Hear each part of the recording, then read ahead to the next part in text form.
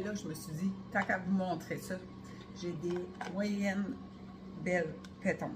Puis la péton, pour moi, ça mérite du beurre. Fait que je mets du beurre, puis j'attends qu'ils fondent. Fait que vraiment, là, c'est comme cuire un steak. Faut que ton beurre soit chaud. Sinon, ça bouille. Puis là, ça, c'est moins bon. Tu pourrais mélanger un petit peu d'huile d'olive ou même dans l'huile de coconut, là, de coco serait bon aussi. Là. Mais, péton, ça fait pchit, c'est important. Fait que là, j'envoie ça là-dedans, je le mets sur ma panne. Hein, on entend, ça, je pense le bon terme, ça crépite. Puis, il y a toutes sortes de recettes. Moi et Stéphane, c'est le même qu'on l'aime, bien nature. Il y en a qui vont l'enrober dans de la farine, il y en a qui vont le faire cuire dans l'huile avec une panure. Mais c'est quand même assez dispendieux. Puis pour moi, tel quel. Goût nature.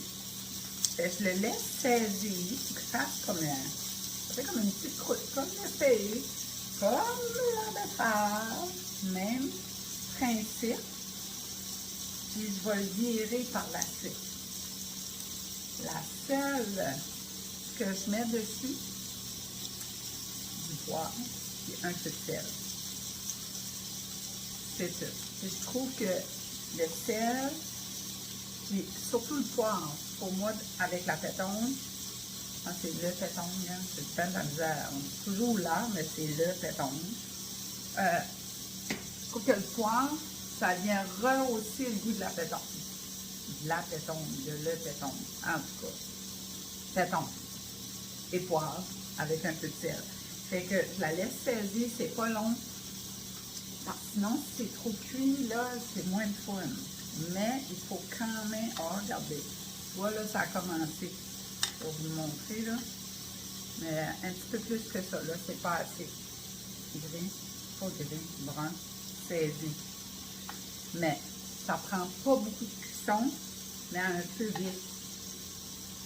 Fait que je la laisse aller, puis je vous mets sur pause.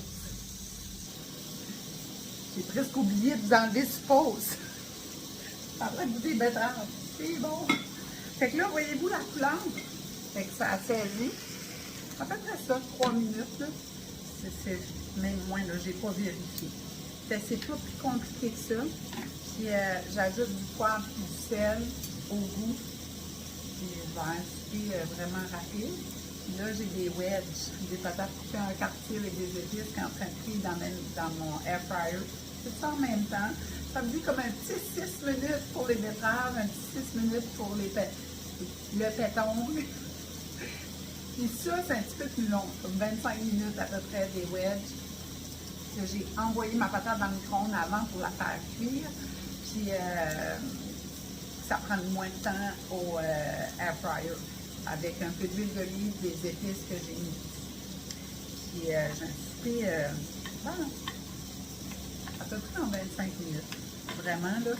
Puis en même temps, ben, tu es capable de partir ton Instapot. 16 minutes, les betteraves sont prêtes. Fait que des fois, il faut être très organisé. Puis, pour ma part, c'est plus des idées. J'ai besoin d'idées. Je les écris des fois. Je dis, j'ai une idée, je vais faire ça. Quand c'est concluant et c'est bon, il faut que je l'écris. Sinon, je vais oublier. Puis, je vais vouloir le refaire. Fait que là-dessus, tout le monde, merci d'être là. On partage, on aime et on commente. Et nous autres, on va aller souper. Ben bon.